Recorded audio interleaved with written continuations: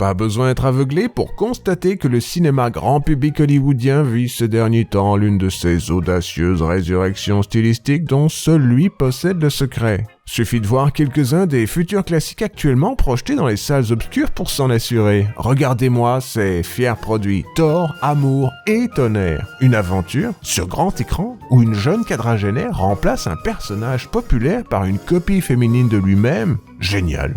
J'admettrais avoir douté du concept, ça m'arrive, à ma grande honte, mais bon, faut croire que j'avais tort, un peu comme Nathalie Portman. Mjolnir. Il est finalement redevenu le seul et unique Thor. Oh, j'ai parlé trop vite. Jane.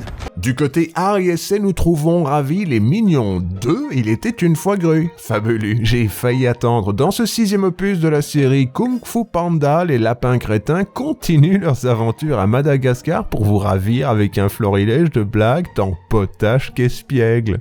Me croiriez-vous si je vous disais comme ça qu'ils vont dire « banana » Falubeux, dites adieu au cinéma chiant de Rouben Mamoulian. Le cinéma a évolué au-delà de toute limite cognitive.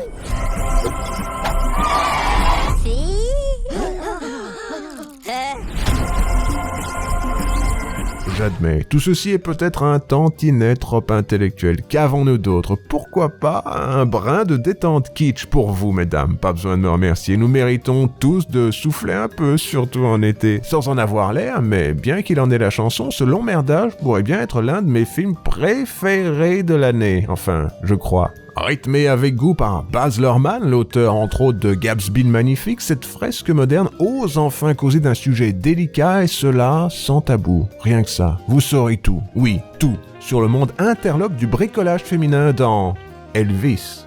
J'ai déjà mes tickets, j'espère enfin pouvoir y aller. Avec un peu de chance, mon test reviendra négatif cette fois-ci. I wish to promote you, Mr. Presley. N'oublions cependant pas que 2022 fut aussi l'année du renouveau total du cinéma épouvantable. Face au public blasé d'un genre centenaire, il aura fallu l'esprit génial de la compagnie Blumhouse pour réinventer l'horreur dans The Black Phone. Je vous résume l'affaire.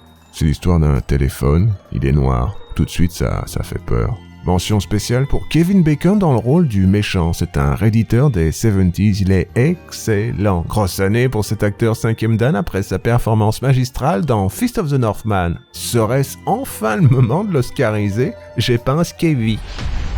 Daddy, I had a dream about him. What happened in your dream? He was taken. By a man with black.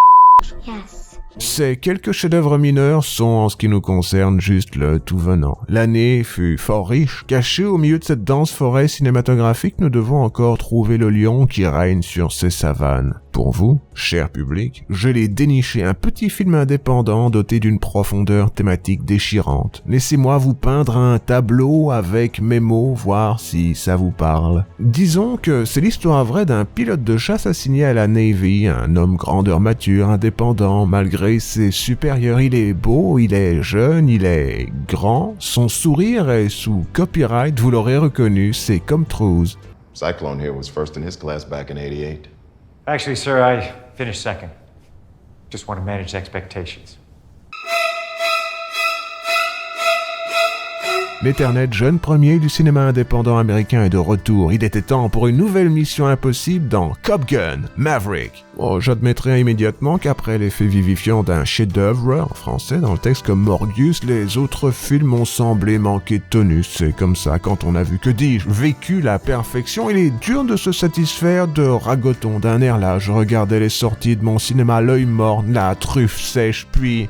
je me suis souvenu des mots pleins de tonus de Norpius, vous savez, le vampire vivant.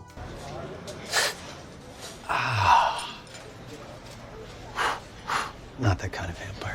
Mais je me suis soudain rappelé que pour aimer, ma foi, il faut être aimable. C'est mon conseil du jour d'ailleurs, mesdemoiselles, tout n'est pas dans un bécherel. J'ai donc décidé de croire à l'amour, toujours me relancer, corps perdu / esprit d'acier dans le grand carrousel de la vie, plonger mon cœur bancal dans ce grand brasier dont Étienne Dahu a tiré tous ses grands succès. Me voici, dans la tempête, bras tendus, je me suis tenu et bien malgré moi, mais pas malgré tout, le coup de foudre est venu, Maverick. However did you escape from those hostiles? I'm not exactly a whole man anymore. Non, pas ce classique absolu du Richard donneur de leçons. Vous vous trompez, il ne sera pas ici question du long métrage où Jodie Foster faisait semblant de presque pouvoir tolérer l'idée d'un Mel Gibson joueur de poker. Au contraire, pour aimer l'art cinématographique, il est nécessaire de rêver en panoramique, grands espaces, grands enjeux, grands défis, un film, le seul, ma brique. Une star, la seule, Tom Cruise. L'homme, c'est assez évident, est un génie. Faut bien l'être pour survivre aussi longtemps aux hauteurs olympiennes de la structure hollywoodienne. Mais attention, c'est aussi un gars humble, travailleur, charmant, en somme un humain d'exception ou plus simplement un Américain. Il peut même guérir le cancer. Demandez à Val Kilmer.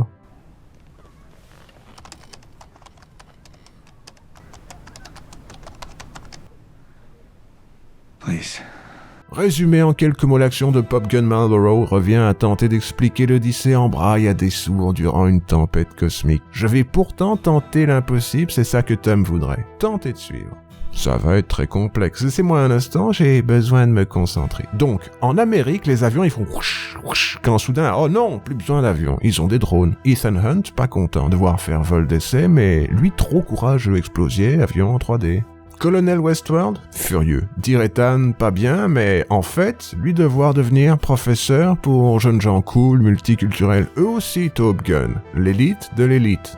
Leur mission, faire exploser l'étoile noire nucléaire, pays communiste inconnu, tirer weak point 2 fois, poum poum, avant, et après, eux devoir faire manœuvre compliquée, eux réussir, eux pas réussir, vous voir d'ensuite peut-être. Et ça, mes amis, c'est la manière dont j'ai eu mon bac avec mention très bien l'année passée. 12 sur 10, c'est trop gentil. Merci l'éducation nationale.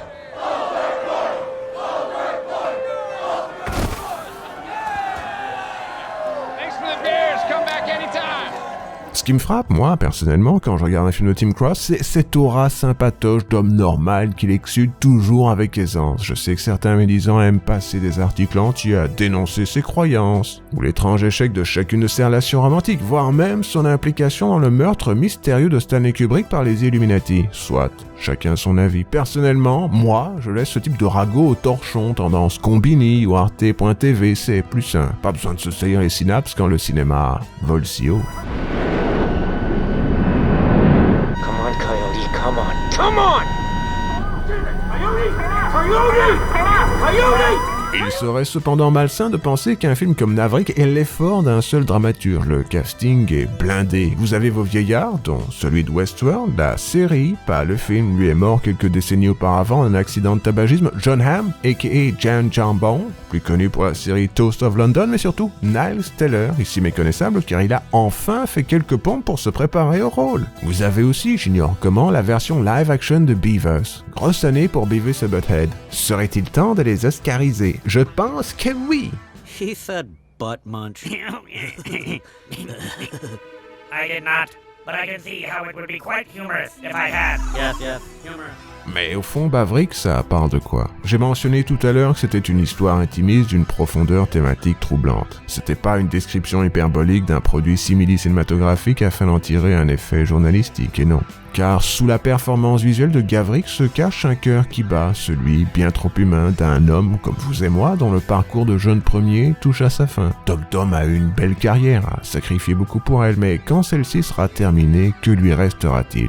Quelques millions, 2 ou 3 pavillons, une bagatelle.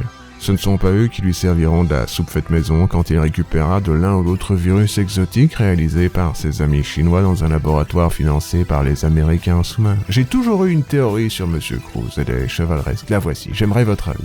Peut-être prend-il tous ces risques incalculables dans l'espoir de mourir à l'écran. Pensez-y, un homme heureux ferait-il ceci? You're supposed to be in the Navy! I don't sail boats, Penny.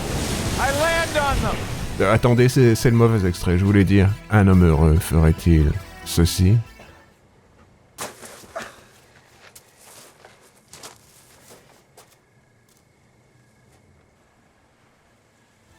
Je ne pense pas, et c'est ça, en tant que journaliste dépressif travaillant sur et non pas pour l'internet, qui me touche en profondeur. Ce n'est pas ça le fait d'être carriériste, sacrifier l'essentiel pour faire rire le public du monde entier, presser chaque seconde à en tirer le meilleur, vivre à taille réelle, monter des vidéos, égaliser l'audio, faire ses propres cascades, c'est un sacerdoce. Un don de soi, parfois coton, posé d'une voix de velours. Matrix comporte d'ailleurs une blague révélatrice car, comme vous le savez, l'humour est une soupape de sécurité pour l'homme érudit.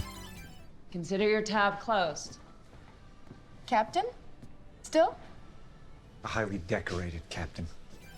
D'une certaine manière, c'est vrai, Tom Cruise, il n'a qu'un seul look, il n'est pas ambi-tourneur, ce n'est pas non plus l'homme des accents amusants, il se contente d'être lui-même, résister à l'épreuve du temps, tel un monument vivant. C'est aussi pour ça qu'il faut saluer ce film avec toute la révérence qu'il mérite. Faire un film sur un avion, c'est très complexe. Renouer avec ses premiers succès, c'est très courageux. En faire le début d'une longue tournée d'adieu d'une décennie, c'est un coup de génie. En ce qui me concerne, c'est quoi le nom de ce film encore? Maverick est avant tout une longue lettre d'amour que Tom Cruise destine à Tom Cruise. Et ça, même de nos jours, c'est très courageux, limite engagé, oser rêver, imaginer une version de soi en grand, l'insérer délicatement dans une histoire mémorable, puis avec goût mettre du Kenny Loggins au début, c'est ça le cinéma. Personne ne pourra me dire le contraire.